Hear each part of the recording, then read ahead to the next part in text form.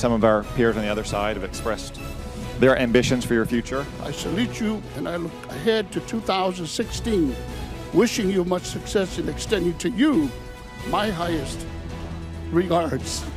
Madam Secretary, first, let me thank you for your service, and I wish you the best in your future endeavors, mostly. A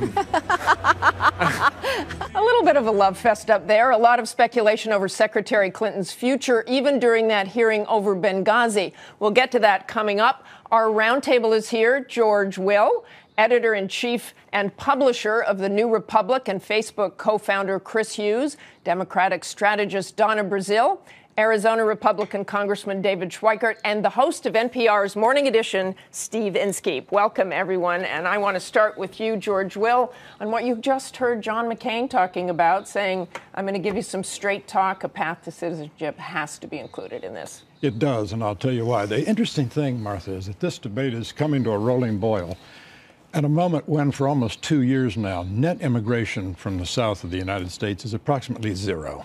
We've sort of solved the problem. You want to stop immigration, have a huge recession. That'll take care of it.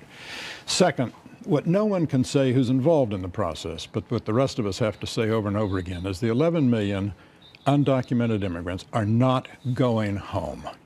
The American people would not tolerate the police measures necessary to extract from our community. A significant portion of them have been here 10 years or more. 5 million have had children. Those 5 million children are American citizens. I did the arithmetic. In order to deport 11 million people would require a line of buses, bumper to bumper, from San Diego to Alaska. It's not going to happen. Therefore, the question is, how do you get to citizenship? Congressman Schweikert, I have a feeling you have something to say on this. Well, you know, and actually being from one of those border Arizona, states. where John McCain is from. And Senator McCain actually touched on this. If you go to the southern part of my state, I have people who actually live in fear for what's going through literally the back of their house, their property. So the devil's ultimately in the details. What will happen to the populations today, but what will happen to our border security for those of us who are border states? What will happen in the visa system? Will we actually have a visa system that works, that tracks those who've overstayed? And then what does the future look like? Intel just puts up a $6 billion plant in my community, and we're having trouble finding enough electrical engineers for them. Will we move to like Great Britain, Australia, New Zealand with a point system so we can bring in the greatest talent from around the world that will help grow our economy?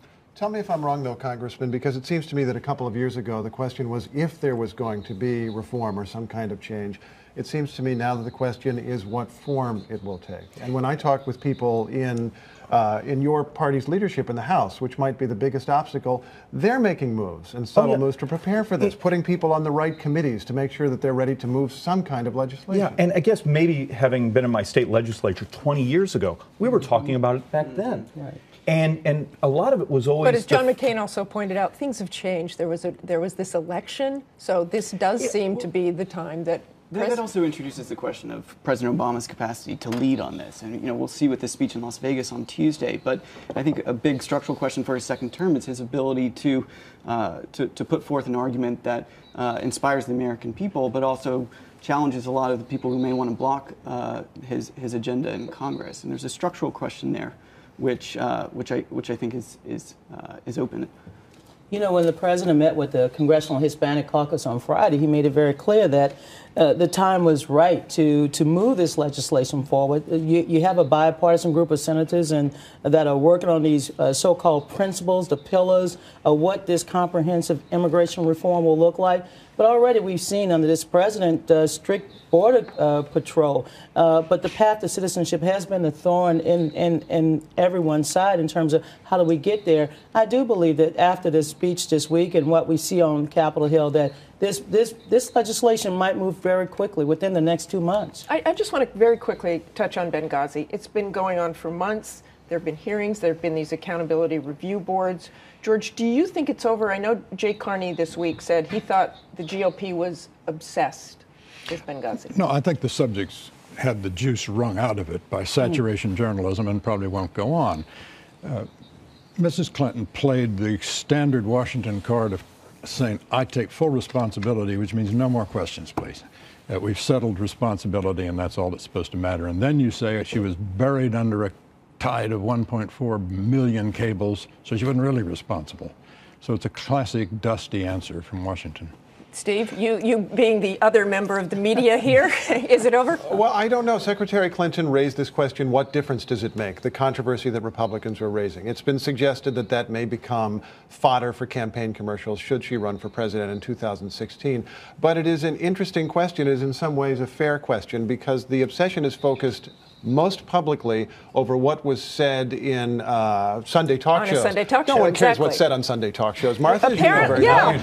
Come on. I mean, there are serious questions about the lack of security before. There are serious questions to answer here, but whether they can capture the public's imagination is another question. Okay, thanks. We're going to talking points. Obsessed with talking points. There was a little obsession about the talking points.